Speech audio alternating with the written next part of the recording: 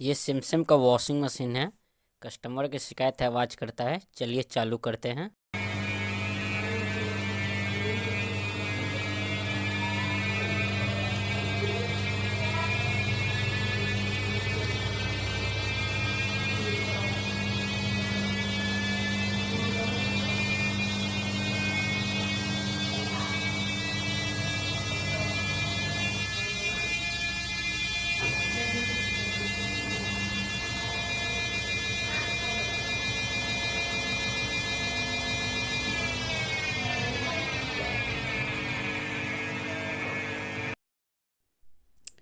चलिए देखते हैं इसमें क्या है दिक्कत। ये देखिए खोल लिए हैं।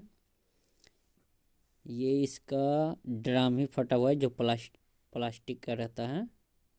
देखिए जिसमें दो बेरिंग लगता है, एक आगे एक पीछे और एक सील।